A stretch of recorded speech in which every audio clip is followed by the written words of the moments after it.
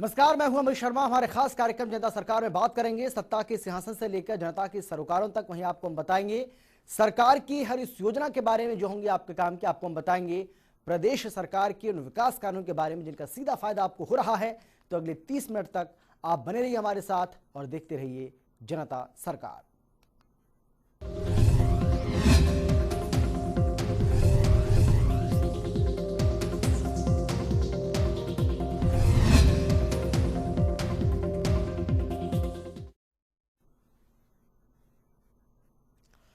हरियाणा के मुख्यमंत्री मनोहर लाल ने नारनौल का दौरा किया। इस दौरान उन्होंने कोरियावास गांव में बन रहे मेडिकल कॉलेज का निरीक्षण किया और कहा कि अगस्त 2022 तक यह बनकर तैयार हो जाएगा। साथ ही उन्होंने पार्टी कार्यकर्ताओं की बैठक भी ली, इसे संबोधित भी किया। रिपोर्ट देखिए।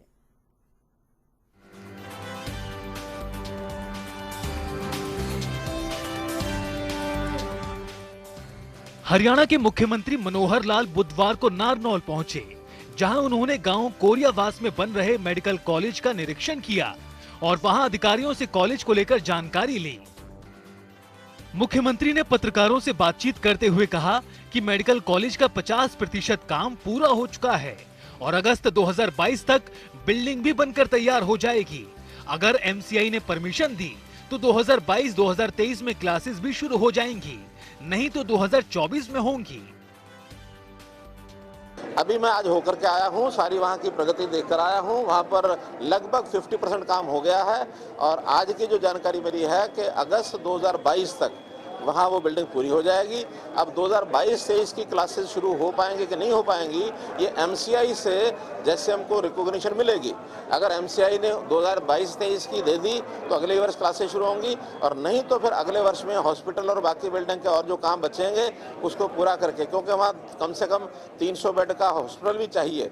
300 बेड के हॉस्पिटल के साथ ही मान्यता मिलती है। आपको पता है कि बिल्डिंग बनना एक काम है, लेकिन मेडिकल डिवाइसेज उसमें लगाना ताकि हॉस्पिटल चालू हो सके वो उसका दूसरा काम है। तो 22-23 में बिल्डिंग पूरी हो जाएगी और क्लासेस शुरू होंगी, नहीं तो फिर उससे अगले साल होंगे। वहीं उन्होंने कहा कि ऐसा नहीं है कि एक जिले में 2 स्थानों पर इंडस्ट्रियल एरिया नहीं हो सकता और खुड़ाना में आईएमटी रहेगी। अटेली में अलग से इस पर विचार किया जा रहा है। देखिए, अटेली अगर होगा तो अलग से होगा। वो जो खुडाना वाली आईएमटी है वो तो रहेगी, लेकिन ऐसा नहीं है कि एक जिले में 2 स्थानों पर इंडस्ट्री एरिया नहीं हो सकता। एचएसआईडीसी नई प्लान भी अपनी बना सकता है। उन्होंने जगह बताई है हमको कि वहाँ भी एक 2500 एकड़ जगह है और उसको आखिर इंडस्ट्रियल एरिया जितना ज्यादा बढ़ेगा उतना बढ़ाएंगे, उसमें खुडाना वाली पर असर नहीं जाएगा कोई। वहीं मुख्यमंत्री मनोहर लाल ने नागल चौधरी हलके में बन रहे लॉजिस्टिक हब को लेकर कहा कि इस पर काम तेज गति से चल रहा है। एक सड़क के मामले पर काम अटका हुआ है जो कि न्यायालय में विचाराधीन है और जल्द ही उसका निपटारा हो जाएगा। लॉजिस्टिक हब का काम पूरा होगा। लॉजिस्टिक हब पर काम चल रहा है। एक सड़क का मामला रुका हुआ, कोर्ट के अंदर केस है, बहुत जल्दी उसका निपटारा होकर के वो सड़क भी बनेगी। और लॉजिस्टिक हब कितने % हो गया ये अभय सिंह जी? इसका रोड, बिजली, पानी, सड़क का काम शुरू हो गया। बिजली, पानी, रोड का, सड़क का काम शुरू हो गया है। तो एक बार वेल, यानी कहते हैं वेल स्टार्ट इज आफ्टर। इसके साथ ही उन्होंने पर्यटक स्थलों को बढ़ावा देने के लिए नारनौल के ढोसी और माधोगढ़ किले को विकसित करने की भी बात कही। उन्होंने कहा कि उन्हें आज ढोसी जाना था, लेकिन मौसम खराब होने के कारण वो नहीं जा पाए।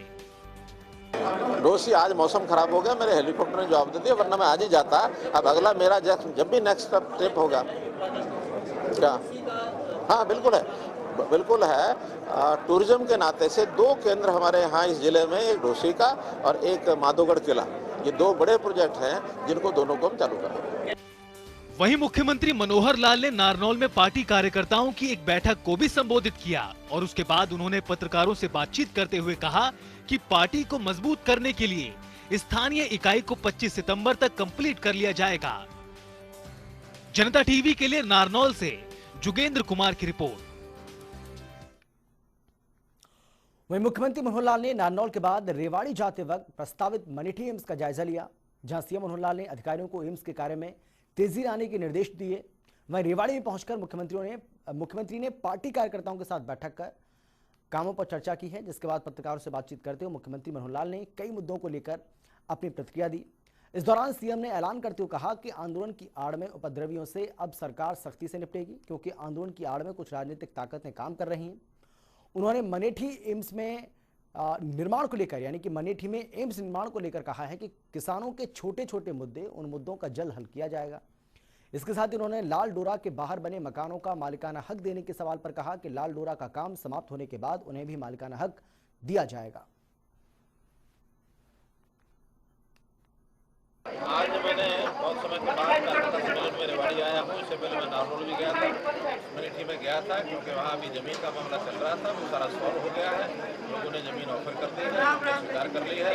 अब उसकी जो प्रोसेस है वो शुरू हो जाएगी, उनकी पेमेंट करके रजिस्ट्री करा लेंगे हमसे जमीन की, और फिर जल्दी जो फॉर्मल कार्रवाई है वो शुरू करके उसमें समझता हूँ नहीं मिलेगा। पहले एक बार लाल डोरा का काम कम्प्लीट हो जाए, बाद में इनको भी एक रेगुलराइज कॉलोनी गाँव की जो होगी उसके हिसाब से इनको मान्यता मिलेगी, और इनको भी जो उसके डेवलपमेंट चार्ज होंगे उनको चुकाए जाएंगे, ताकि हाँ विकास का काम आप करवा सकें। वो सारा जैसे शहरों में भी हमने 20 साल के पुराने जितने भी लीज होल्डर थे नगर पालिका की जमीनों के, वो सब भी उनको मालिकाना देना शुरू कर दिया है। लाल डोरा भी हो गया, अब कुछ और कॉलोनियाँ हैं वो भी रेगुलराइज होंगी, और ये जो गाँव में भी लाल डोरा के बाहर जमीन से जुड़ा काम हो जाएगा, इसको भी कराएंगे। हमारी जिम्मेवारी है, दायित्व है कि स्थिति जो है लैंड ऑर्डर की न बिगड़े, लेकिन जिस प्रकार की भाषा लोग बोलते हैं वो बहुत निंदनीय भाषा है, और ऐसे लोकतंत्र में ये होना भी नहीं चाहिए।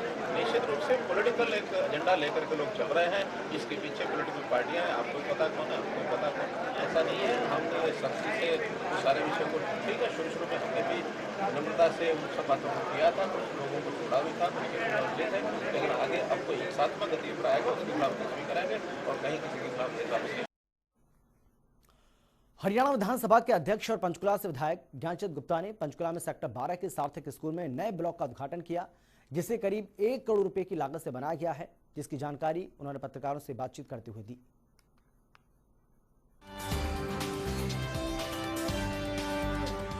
हरियाणा के विधानसभा अध्यक्ष और पंचकुला से विधायक ज्ञानचंद गुप्ता पंचकुला सेक्टर 12 के सार्थक मॉडल संस्कृति सीनियर सेकेंडरी स्कूल पहुंचे, जहां उन्होंने नवनिर्मित एक ब्लॉक का उद्घाटन किया और मां सरस्वती के चरणों में पुष्प अर्पित कर दीप प्रज्वलित किया।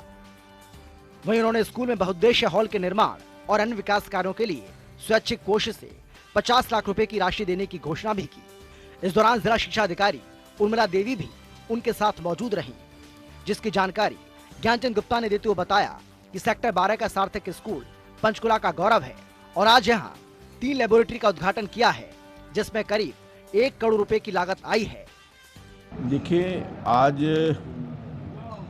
सार्थक स्कूल सेक्टर 12 का जो एक पंचकुला का प्राइड है, मैं कहूँगा, उसका स्कूल में 3 जो लेबोरेटरीज हैं, चाहे वो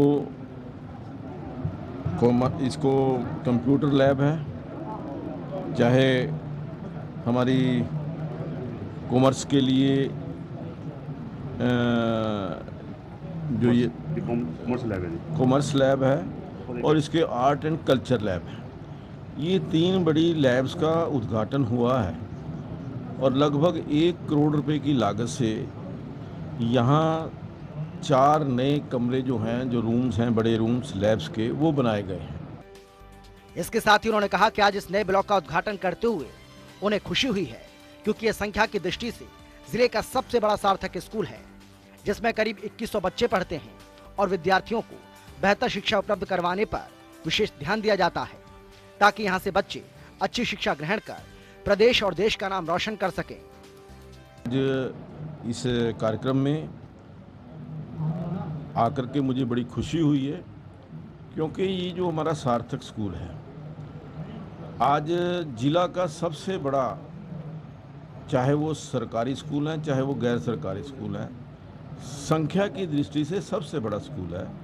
इसमें लगभग 2100 बच्चे जो आज शिक्षा ग्रहण कर रहे हैं, और मुझे इस बात की भी खुशी है कि सार्थक स्कूल की एडमिशन के लिए जो एक सरकारी स्कूल है, सरकारी स्कूल की एडमिशन के लिए भी बहुत बड़ी बड़ी सिफारिशें जो हैं वो आती हैं कि किसी प्रकार से सार्थक स्कूल में एडमिशन मिल जाए, क्योंकि इस स्कूल का जो स्टैंडर्ड है वो काफ़ी हाई स्टैंडर्ड है, काफ़ी ऊंचा स्टैंडर्ड है। वहीं उन्होंने कहा कि हरियाणा सरकार की ओर से प्रदेश में 131 संस्कृति स्कूल स्थापित किए गए हैं, जिसमें 6 प्राइमरी संस्कृति स्कूल पंचकुला में चल रहे हैं और राज्य सरकार का प्रयास है कि इन स्कूलों में अच्छे अध्यापकों की नियुक्ति कर विद्यार्थियों को बेहतर शिक्षा दी जाए ताकि यहाँ के विद्यार्थी निजी स्कूलों के विद्यार्थियों से आगे निकल सकें। इसके साथ ही पर्यावरण संरक्षण के महत्व पर प्रकाश डालते हुए विधानसभा अध्यक्ष ज्ञानचंद गुप्ता ने स्कूल के प्रांगण में पौधारोपण किया और कहा कि पूरे प्रदेश में वृक्षारोपण अभियान चलाया जा रहा है, जिसके तहत प्रदेश में 3 करोड़ पेड़ लगाने का लक्ष्य भी निर्धारित किया गया है। जनता टीवी के लिए पंचकुला से उमंग शौरान की रिपोर्ट।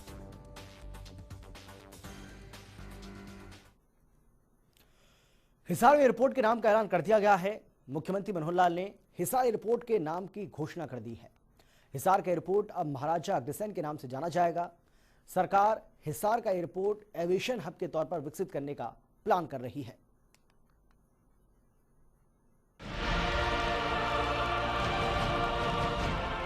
हरियाणा के हिसार एयरपोर्ट को अब महाराजा अग्रसेन के नाम से जाना जाएगा, जिसके लिए सीएम मनोहर लाल ने घोषणा भी कर दी है। महाराजा अग्रसेन जिनकी अग्रोहा कर्मभूमि थी और उन्हें अनोखे समाजवाद का जनक भी माना जाता है, उनके इसी योगदान ने सरकार को प्रेरित किया कि हिसार एयरपोर्ट का नाम महाराजा अग्रसेन के नाम से रखा जाए, ताकि समाजवाद के अनोखे कार्य की गूंज जन जन तक पहुंच सके।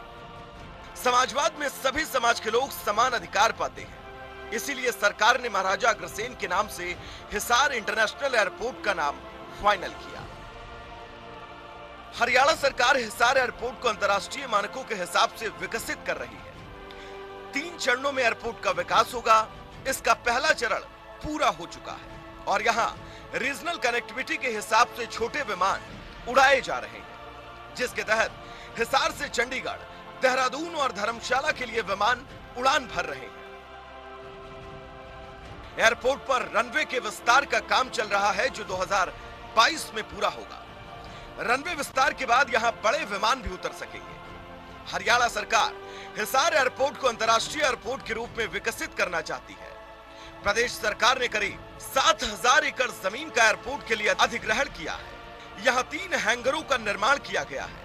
हिसार एयरपोर्ट पर एक बड़ा एप्रन, छोटे यात्री टर्मिनल, A320 जैसे विमानों को समायोजित करने की व्यवस्था होगी। वहीं जानते हैं कि कैसा होगा हिसार एयरपोर्ट का स्वरूप। तो दरअसल अंतर्राष्ट्रीय यात्री हवाई अड्डा होगा, 9000 फीट का रनवे होगा, पर्याप्त पार्किंग की व्यवस्था होगी, फिक्स्ड बेस ऑपरेशन की सुविधा होगी, रखरखाव, मरम्मत की सुविधा व्यवस्था होगी, कार्गो, डिफेंस विनिर्माण की सुविधा होगी, एरोस्पेस विनिर्माण की भी सुविधा होगी, विमानन प्रशिक्षण केंद्र भी होगा, विमानन विश्वविद्यालय भी होगा। हिसार एयरपोर्ट का नाम महाराजा अग्रसेन रखे जाने से प्रदेश वासियों में खुशी का माहौल है, क्योंकि अग्रवाल समुदाय के लोग महाराजा अग्रसेन को अपना इष्ट देव मानते हैं। आपको बता दें कि पवित्र अग्रोहा धाम हिसार में स्थित है। हिसार एयरपोर्ट का नाम महाराजा अग्रसेन के नाम से रखे जाने से देश के करोड़ों अग्रवाल समाज के लोगों को खुशी हुई है। ब्यूरो रिपोर्ट, जनता टीवी। और अब बात करेंगे पंचायत चुनाव की, क्योंकि हरियाणा में पंचायत चुनाव को लेकर राज्य के चुनाव आयुक्त धनपत सिंह से जनता टीवी ने खास बातचीत की है। इस दौरान उन्होंने कहा कि हरियाणा में फरवरी से ये चुनाव जो है वो लंबित हैं, जो अब सितंबर अक्टूबर में करवाए जा सकते हैं, जिसके लिए राज्य चुनाव आयोग पूरी तरह से तैयार है। इसके साथ ही उन्होंने और क्या कुछ कहा, जरा आप खुद सुनिए। हरियाणा में पंचायत के चुनाव कब होंगे, इसके ऊपर पूरे प्रदेश के लोगों की निगाह टिकी हुई है, लेकिन सरकार की तरफ से इसके ऊपर अभी तक कोई फैसला नहीं लिया गया है। लेकिन राज्य के चुनाव आयोग की इस मामले में क्या तैयारी है, इस पर बातचीत करने के लिए मेरे साथ राज्य के चुनाव आयुक्त धनपत सिंह है। सर, प्रदेश में पंचायत के चुनाव कब तक होने हैं, क्योंकि फरवरी मार्च में जो है वो चुनाव प्रस्तावित थे, लेकिन आगे जो है वो टल चुके, लेकिन अब आपके आयोग की क्या तैयारी है? सर, जैसे आपने भी बताया कि 23 फरवरी 2021 को जो 5 वर्षीय टर्म थी पिछली योजना की, पंचायतों की, पंचायत समितियों और जिला परिषद की, वो ख़त्म हो गई थी और कायदे से उस टर्म के ख़त्म होने पे 6 महीने में चुनाव होने होते हैं। लेकिन जो परिस्थितियां रही, खासतौर पे कोविड-19 को लेके, उस वजह से चुनाव नहीं हो पाए थे। और आम जन का पंचायत चुनाव में बहुत ज़्यादा इंटरेस्ट रहता है, इसको वो जन उत्सव की तरह देखते हैं, क्योंकि उनको अपने नुमाइंदे जो है अपने चुनने का मौका मिलता है, क्योंकि एमएलए फिर भी 1 लाख 2 लाख वोटों के ऊपर होता है और एमपी तो 10-12 लाख वोटों के ऊपर होता है। लेकिन जो पंचायतों में हर एक वार्ड के लिए अपना मेंबर है, फिर पूरे गांव के लिए सरपंच है पंचायत के लिए, तो उसको लेके काफ़ी उत्सुकता बनी हुई है लोगों में। तो चूँकि पंचायत चुनाव कराना जो प्रक्रिया है उसमें कंसल्टेशन स्टेट गवर्नमेंट के साथ रहता है, तो हम स्टेट गवर्नमेंट की जो फॉर्मल चिट्ठी है उसका इंतज़ार कर रहे हैं कि जैसे ही वहाँ से विकास एवं पंचायत विभाग से हमें चिट्ठी प्राप्त होगी कि उन्होंने वार्डबंदी का काम पूरा कर लिया है, तो हम वोटर लिस्ट रिवीजन का कार्यक्रम जारी कर देंगे। सर, अभी पंचायत चुनाव को लेकर कुछ मामले हाईकोर्ट में भी विचाराधीन है, क्या एक बड़ी वजह वो भी है कि इस पे ऊपर आगे बढ़ने से पहले उन हाईकोर्ट में जो मामले हैं उनका निपटान हो? हाँ, देखिए, अगर कोई कोर्ट में केस होता है, वैसे उनमें कोई स्टे नहीं है, लेकिन फिर भी यही रहता है कि स्थिति क्लियर हो ताकि बीच में कोई बाधा ना आए। तो एक रिट तो चुनाव जल्दी करवाने के लिए है देवेंद्र सिंह एंड अदर्स की तरफ से, उसमें तो खैर कोई ऐसी बात नहीं है। हम खुद चाहते हैं कि जैसे ही स्थिति ठीक हो तो चुनाव हो जाए। कुछ विमेन रिजर्वेशन को लेके एक कोई एससी एसोसिएशन की तरफ से भी कोई ऐसी रिजर्वेशन को लेके है, तो वो अगस्त के महीने में लगी हुई है। एक वो भी कारण था, लेकिन मुख्य कारण कोविड-19 की जो स्थिति अप्रैल मई में जो बहुत खराब हुई थी, और अभी भी बहुत अच्छी तो नहीं है लेकिन पहले से बेहतर है स्थिति, तो उसकी वजह से जो डिले हुई है। जी सर, ये पंचायत चुनाव करवाने को लेकर जब सरकार की तरफ से चिट्ठी आएगी, हरी झंडी अगर मिलेगी, उसके बाद आपकी जो प्रक्रिया रहती है वो किस तरीके की प्रक्रिया रहती है सर, और कितना तैयार है उसके लिए आयोग? वोटर लिस्ट रिवीजन का जो मामला है उसमें लगभग 45 से 50 दिन का समय लगता है, क्योंकि जो 1 जनवरी 2021 को जो लिस्ट थी एज ऑन 1 जनवरी 2021 और 15 जनवरी को जो नोटिफाई हुई है, लिस्ट तो वही रहती है, उसको हम वार्ड वाइज डिस्ट्रीब्यूट करवाते हैं जिला निर्वाचन अधिकारी के माध्यम से। और जो उसमें कोई चेंजेस हैं, ऑब्जेक्शंस हैं, वो लास्ट डे ऑफ नॉमिनेशन तक हो सकते हैं। कोई आदमी वो जगह छोड़ गया है, कोई शादी होकर लड़की आ गई है, कोई शादी होकर लड़की चली गई है, किसी की मृत्यु हो गई है, कोई जो 17 साल का था 17.5 साल का था और 1 जनवरी को 18 का हो गया है, रह गई थी किसी वजह से, वो सारी चीज़ें जो हैं उसमें देखेंगे तो 45 से 50 दिन लगभग उसमें समय लगता है।